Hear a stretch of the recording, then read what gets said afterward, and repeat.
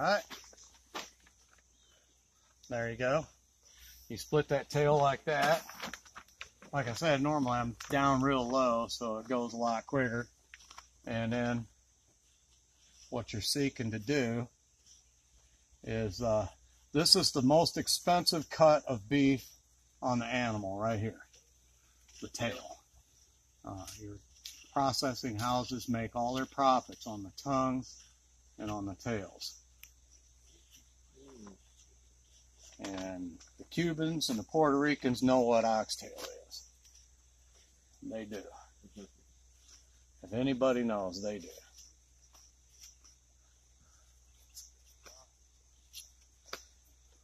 In Mexican, that's labro, tail. A lot of islanders too. Yeah. Jamaica, Jamaicans, yeah. Grenadines. Yeah, there's a Jamaican oxtail dish. Yeah. I know because my father and them, that's where they're from. Oh, okay. I just learned something new today. I always thought oxtail came from an oxen. Well, they normally would, but I guess the closest thing to an ox is a charolais. Here, I don't know if they have too many real, true oxen in this country. Might be some.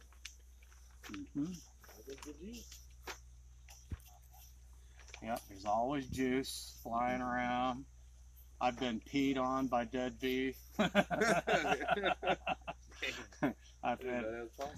had their excrement splatter on me, the gut splatter on me, because it don't always work as planned, especially if it takes you a long time. Say somebody has an injured beef and they have to kill it and they have to truck it there. Yeah. It's a warm day.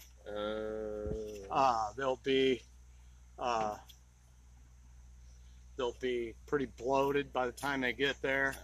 That you can't hardly avoid popping their bag. That's why you really need a good hose available, just in case you accidentally. And I'm not going to worry about saving all the way down to the end, but this just gives you an idea. The reason why this cut is so expensive is that this is where your high quality soup stocks, consommes, stuff like that comes from, is from the tail, and it's from the cartilage mostly that's in the tail. That makes your best stock for broths and whatnot. It'll make a lot of difference between just a plain bowl of white rice and a bowl of white rice with some oxtail with it. Okay, now before we do anything here, we're going to be content with that. Okay. Then you're looking for the joint. There's cartilage joints in there, and I still got it. And then what we're going to do is we're going to cut this rectum, and we're going to put this rectum down into the carcass.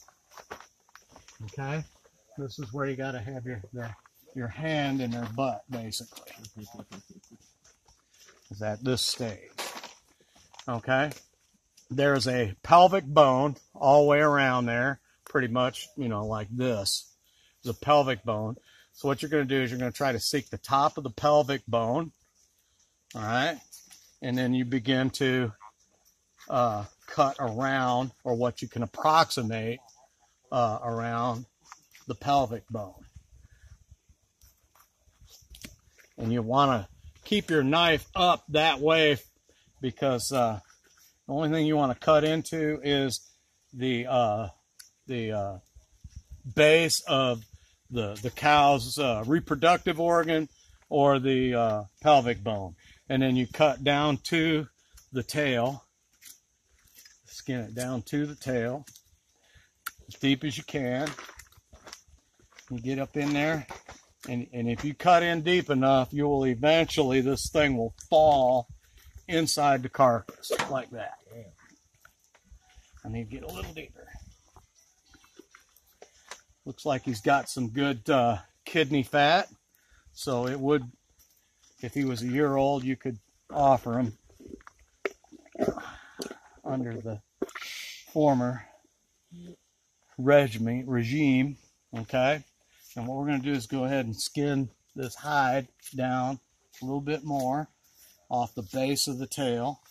I'm not going to preserve this hide. I don't have a market for it or the tanning skills at this juncture, but this is something that we could do well to pick up skills on, is how to tan beef hides. I had a book one time, somebody run off with it. You know, you loan books to people and they just seems to be like possession is 9/10 of the law. Just ask Elder Becker. I still got one of his I've had for about 5 years. But he knows where to get it, and I got to sleep sometime, right? Yeah, he knows where you live.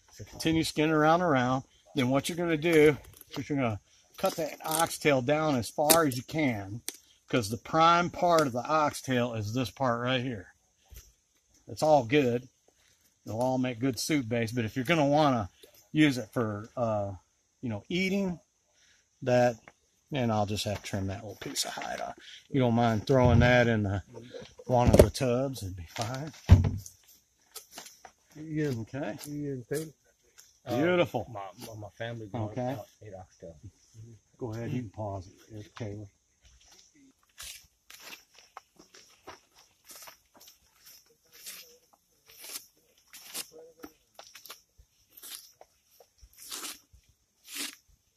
See how much quicker it comes down, comes off now.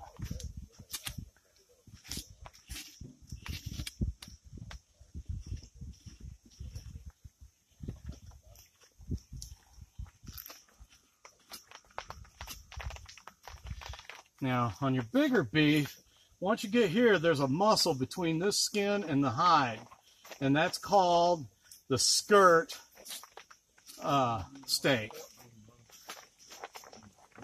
Usually a little bigger on bulls and large heifers. And I'll kind of show you where that's at. That is your fajita style meat. When you tenderize it, make fajitas out of it. He's making one right here. Right there from Marco's been killing it and bringing it over here. He's making one now. Now I need to get some more. See, here's that skirt steak. See how that begins right there? This is, a lot of people really like this. It's very tough, but it can be tenderized, and you can use it for fajitas. A lot of times I grind it. I preserve that part and grind it. Okay. Same thing right here. Bring it on down.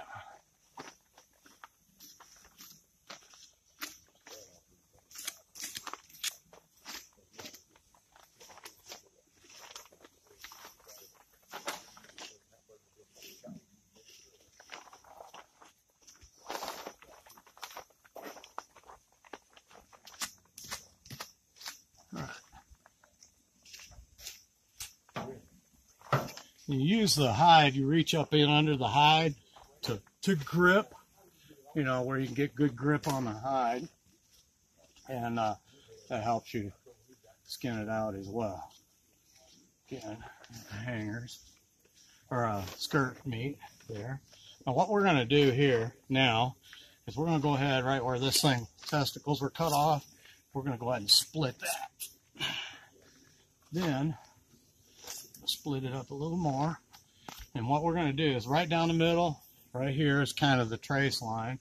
I'm a little off to the side right now.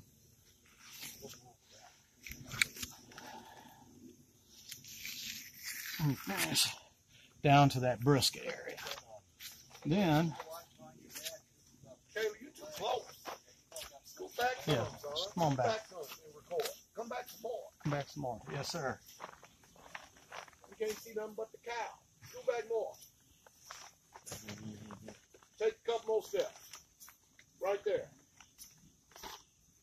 You can show, you can feel the skin. The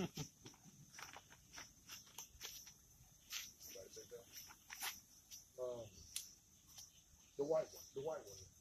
Is that thing traded? Yeah. They've all knocked their ass out. Better to knock them out when they're pregnant than when they're nursing. Okay.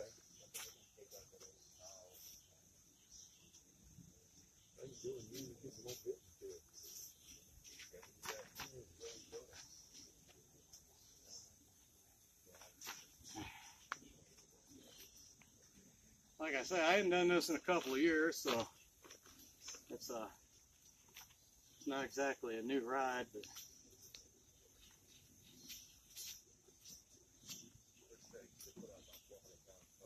Now I tell you what, man, if we had them dang rock walls over here, boy, they'd be fiending for this, wouldn't they?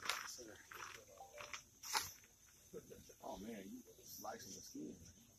yeah, I'm not going to preserve the hide anyway, so I don't have no salt. I'm going to give it a whirl one of these days. How long did Bro Mike say that trailer was gonna run on fuel? Yeah, that reefer, you gotta refill it in case and stuff like that. What? Yeah, as I said, with that reefer, you gotta refill it in case and stuff like that. Hey, Pastor. I said, that reefer, you gonna have to refill it in case they can. Yeah, that's why you guys always get some different ones. Refill the diesel. It's only gonna run for a certain amount of time.